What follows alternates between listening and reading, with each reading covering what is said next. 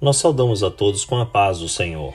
Hoje nós estamos meditando no Evangelho segundo Mateus, no capítulo 21, do verso 33 ao 41.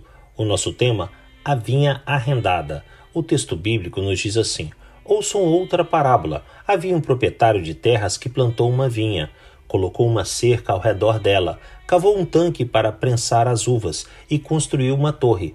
Depois, arrendou a vinha a alguns lavradores e foi fazer uma viagem. Aproximando-se a época da colheita, enviou seus servos aos lavradores para receber os frutos que lhe pertenciam.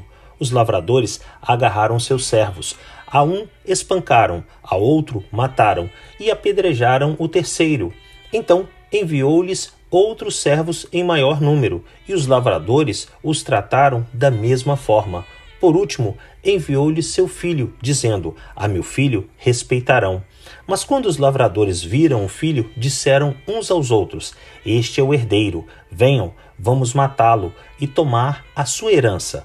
Assim eles o agarraram, lançaram-no para fora da vinha e o mataram. Portanto, quando vier o dono da vinha, o que fará a aqueles lavradores? Responderam eles: matará de modo horrível esses perversos e arrendará a vinha a outros lavradores que lhe deem a sua parte no tempo da colheita.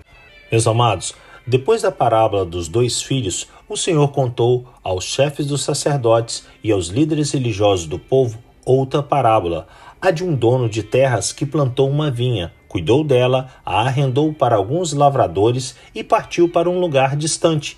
Na época da colheita, o proprietário enviou muitos de seus servos para receberem a sua parte. Todos foram rejeitados pelos agricultores, incluindo o próprio filho que foi morto por eles. Cristo perguntou às autoridades religiosas: o que o dono da vinha fará com aqueles homens maus? Eles responderam: os punirá terrivelmente e arrendará a vinha para outros que paguem corretamente. Na parábola da vinha, o dono das terras simboliza Deus e a vinha o reino dos céus. Os servos rejeitados foram os profetas do Altíssimo e o filho do dono da vinha era Jesus. Os lavradores eram judeus religiosos que haviam matado os profetas. Agora se opunham a Cristo e em breve iriam matá-lo, o crucificando. A punição dos lavradores foi que, por um determinado tempo, o povo judeu sofreria por toda a maldade praticada por eles contra os servos do Todo-Poderoso e principalmente pela morte de Jesus. A transferência para outros lavradores era que outros povos, a saber os gentios, receberiam o reino de Deus.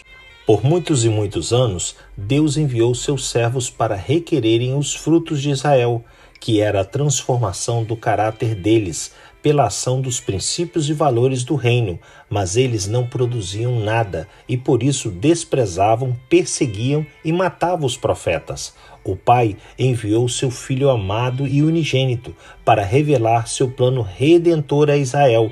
Porém, os judeus rejeitaram o anúncio das boas novas e condenaram Jesus à morte de cruz. Por causa da ingratidão e maldade de Israel, a vinha, o reino dos céus, foi transferido para os gentios, para que deem frutos. No presente, a vinha está arrendada aos gentios e os lavradores somos nós. Precisamos permitir que o Espírito Santo gere em nós bons frutos, como o amor, alegria, paz, paciência, amabilidade, bondade, fidelidade, mansidão e domínio próprio. Gálatas 5:22. Caso contrário, a vinha poderá ser arrendada para outros lavradores que produzam resultados favoráveis aos valores divinos. Que Deus assim nos abençoe, meus amados, em mais esse dia de meditarmos na sua palavra.